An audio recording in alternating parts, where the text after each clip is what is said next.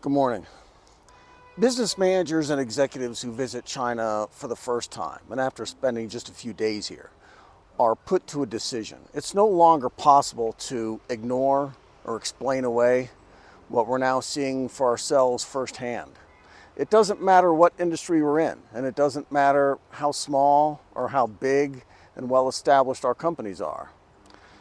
Just for example, the CEO of Ford Motor Company, venture capital firms for artificial intelligence, international agencies for the nuclear power industry. The reaction is the same for everybody. Within a few days of checking in at the hotel and looking around, we're confronted with the realities that the world that we thought we lived in does not exist anymore, and it never will again. This entire piece is excellent, and it's paywalled, so we'll share almost all of it on screen. A group of venture capitalists visited China and saw firsthand for themselves China's dominance in clean technology. And again, it doesn't matter what industry we put right there. Shipbuilding, electronics, robotics, cars. China's advances everywhere make competition difficult, and these VCs decided it's pointless to try. They're shutting down new investments in companies unless the projects are somehow in partnership with firms here. This is a regular feature too, that China has prioritized energy security, along with food security and technological security and transportation and medicine. The economic system is ruthless, failure rates are high, and China is localizing all the supply chains for everything possible. Western companies can't catch up. Now it's safe to say out loud what these VCs privately had feared for a long time. The investment thesis for their entire industry segment is gone. Western firms cannot compete against the Chinese, and that was their conclusion after their trip to China. Talia Raffaelli was at Goldman and Barclays. She assumed that China had caught up and was ahead in some places, but seeing for herself how far ahead makes her realize that companies in Europe and North America probably won't survive. Everyone needs to take this kind of trip. And we're past wondering just why a top executive at the world's top investment banks had never done this before, but better late than never. That sure seems to happen a lot more than it should, where people are lavishly paid to know what's going on in their industry and somehow miss that China had already taken it over. Anyway, these venture capitalists are heads of firms with portfolios that collectively total hundreds of companies and dozens of exits. I stopped counting at 200, so these guys are deeply experienced in the clean energy space. These VCs in particular make early stage investments in clean tech companies to fund their expansion in the hopes they'll go to a public offering or get acquired by a bigger company. At that point, the firms can book big profits on the exit, as it's called. After a few days in China, they have a new goal: get out of any company that cannot compete with anything that the Chinese are doing. Planet A Ventures is out of Berlin, and this website is typical of other venture capital companies. A nice introduction to the team, and a portfolio of their current and previous investments. Nick Delaforge invests in startups in battery manufacturing and recycling, solar and wind, and says those sectors are now off the list from now on. Extantia Capital took a look around Chinese battery cell manufacturers and said it's game over for any Western company trying to build them. Only way to make money is to partner with China for supply chains, which is also probably a non-starter. Energy Impact Partners is another VC firm with over 100 investments, if we count the exits. A top partner there came to China and declared that Western investors are in a bubble, believing things about China that just aren't true. This is where things stand on manufacturing for clean energy tech. Red is China. The other colors are everywhere else in the world. 90% of all the world's solar manufacturing is here. Batteries, metals for the batteries at 75, give or take.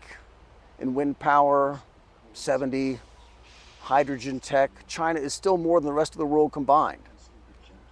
Another problem is that all this happens at lower costs. In solar, production costs in the United States are 6 times what it costs here. And even this table is misleading because the US doesn't even make solar wafers. And Southeast Asian countries produce almost all the wafers and solar cells. So new firms either need to figure out how to build those or buy those inputs from here anyway. New companies that want to take market share from China need to compete with the established players here who already have these low-cost advantages. Then comes a supply chain problem because China has that too. As a bonus, this is where all the smart people are, with 3/4 of the world's patents in the industry now coming out of Chinese labs. Irina Spazapan was at Goldman and now runs money for Systemic in London. China's advances in the renewable space result from their drive for energy independence. So these are all unfixable problems because there's no place to even start. The raw materials that feed these industries are pulled out of the ground by Chinese companies operating across the world. Then they're put on Chinese-run railroads and ships and brought to Chinese refineries and fabs here in mainland China. The entire system is designed to make sure, in this case of clean energy, these red bars stay red. Those are the challenges that confront Western companies trying to break in and the VCs who invest in those Western companies. This here speaks to another problem that we all have when trying to describe the Chinese economic system. It's positively not anything like the socialism or the communism that we learned about growing up. China is not capitalist either, at least not in any way that these venture capitalists are hoping for. The business model that made them rich in New York or London or Berlin, they will not work here at all. Scale comes before profits. The state companies benefit and the consumers benefit, but investors not nearly as much. Beijing is relaxed about hundreds of companies going under because the handful of companies that do survive here dominate the world. Corporate Darwinism is the rule here, and even these successful VCs are shocked by the extent of it. All that leads to a final problem. Companies that compete against Chinese firms are already in trouble. Investors in Chinese companies do not enjoy the outsized rent-seeking returns that Western investors insist on back home. So one option seems to be to partner with Chinese companies. The trouble with that idea is right here. Marvel Tech is a Shanghai company that builds gas turbines that can run on anything. Gong Lin is CEO, and according to him, everything his guys need to build those things is right next door. His suppliers are local, and they do whatever it takes to keep his business. Marvel has the same problem other Chinese companies do. The profits are hard to come by here in mainland China because the competition is so strong, so they're looking for export markets. Same thing at GCL, who builds solar modules. But here again, we see the differences in business models. These companies already have proof of concept. They don't need VC money to fund the research and development because that's already done.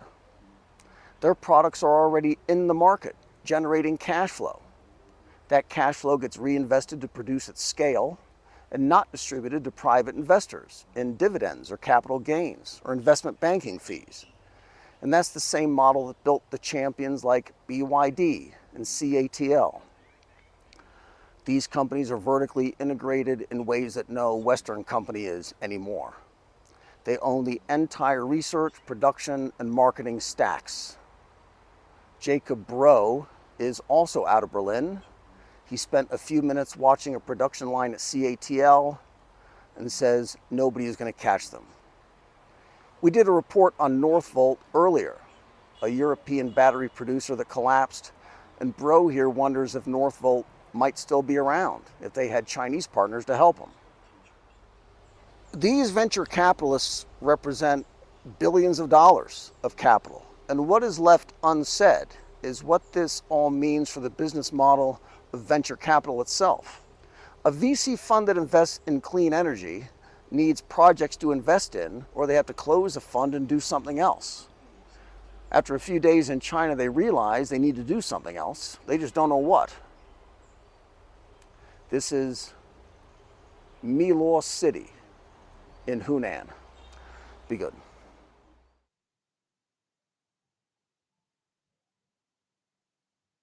That your children, that your church are empowered to go and make disciples of this nation and all nations. Thank you for sending your Son, Jesus, to die for us and to live for us.